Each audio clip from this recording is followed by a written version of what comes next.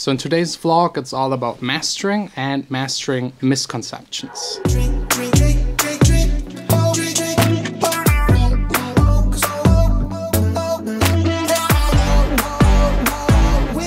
Today it's time to head over to my favorite studio in the city. It is by my mastering engineer, Michael. He's a very talented mastering engineer. He's doing all of the mastering for Robin Schulz, for example, and a lot of huge other big bands and artists here in Germany. I'm mastering there today 4 tracks, 1 of my own, 3 by other people that will have the release on my Accents label. And I can't tell you how much I'm looking forward to having those tracks mastered. It's the last step in the music making process. After that, I can release them and share them with everyone. Look at this. My mastering engineer got the plate. What is it? Happy New Year. Yeah, Happy New Year. Is it golden, platinum? I think it's gold for 100,000, more than 100,000. That's good nowadays. Yeah. Nowadays it's good. Yeah, I just really love this place, full of gear. We drink, drink, drink, till we feel the love is slow, slow, slow, till we're dreaming of a place.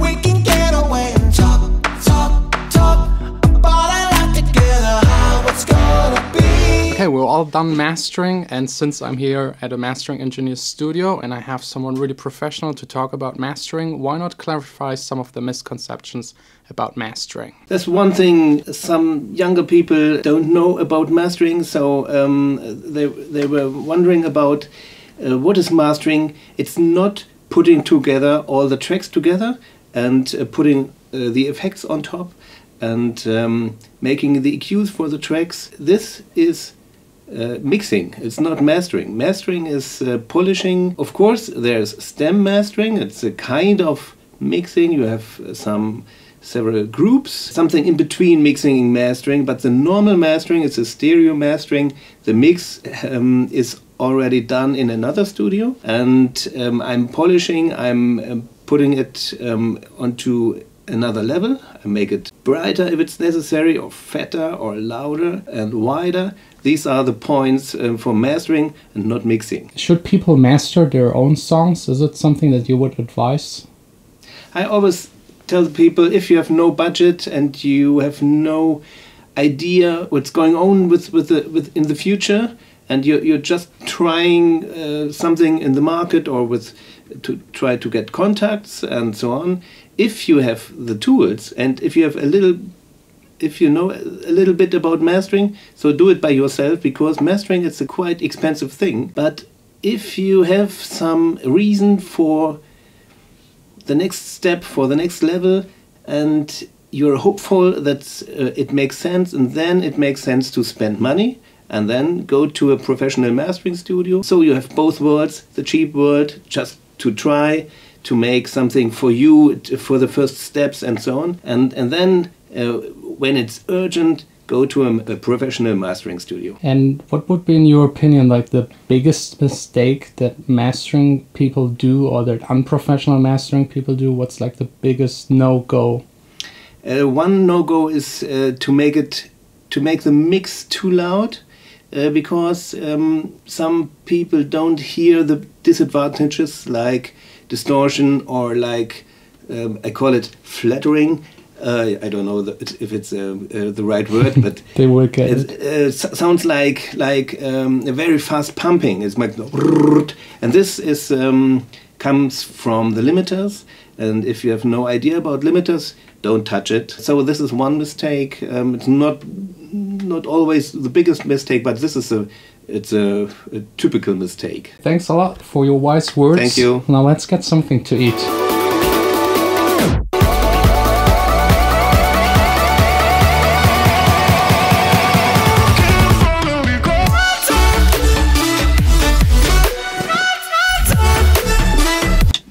By the way, if you're interested to get your songs mastered by Michael, I will put his email address down below. Just write to him, he will take care of it. Now, let's actually continue with a couple more misconceptions about mastering. I think Michael already explained it. It's polishing.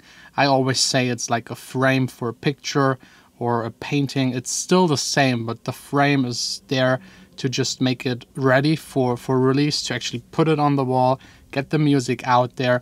and making it available to everyone. It is about checking it on all different kinds of systems, making sure that it sounds everywhere as close as possible to what the artist intended. Don't get me wrong, it's an important step in the music making process, but it's definitely not the most important.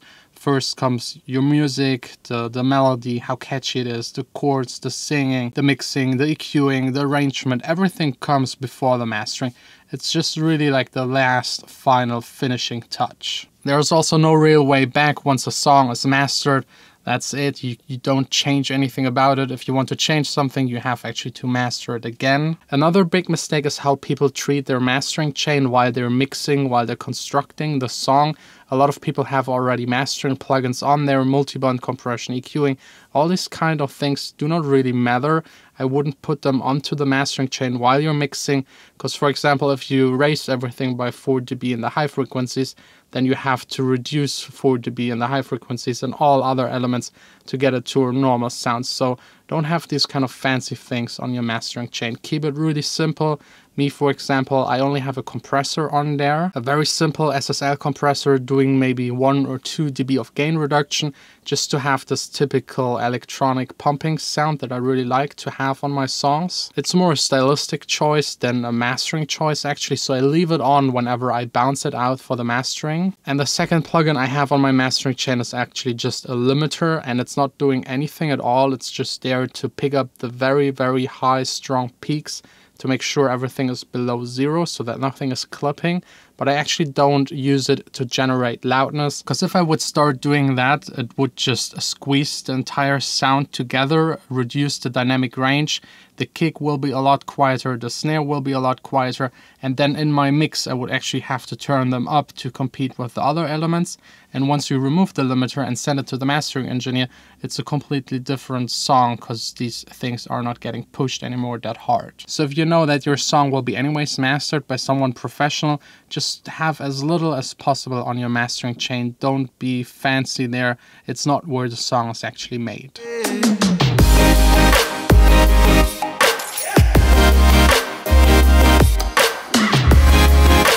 All done with work for today, all done with the work on one of my upcoming releases that will be hopefully finished in a couple of days, weeks, you never know. And speaking of new releases, there's actually, depending on where you live, a new release on my Accents label coming out now. The link will be down below in the description. It's by Ricky Z. It's actually an EP with 2 songs. Definitely check it out. 2 really good tracks by a very talented person that is making the songs, singing, producing, everything, just one person, which I'm always really impressed by if someone can do everything and makes it good. So I hope you enjoyed this video. For me it's now time to just do all of the business stuff that has to do with the release. For you it's already out, for me not, so there's a lot of promotion work involved now. Also making the covers for all of the new songs that were mastered today, and hopefully getting them out in 2 weeks, the next one. It's actually the remix contest winner of the fall remix competition. And speaking of remix competitions, the next one is coming up really soon. At the moment it looks like you all voted for Final Warning. I don't think this will change, so the next remix competition, Final Warning. Why not? Whatever you choose. It is a pleasure for me to make it available as a remix competition. And then 2 weeks later is a release by the Noise Geeks, the guys that I met in Amsterdam. Really looking forward to this one. Very professional, love the vocals, love the lyrics. So definitely stay tuned for that. Yeah, maybe one day. Much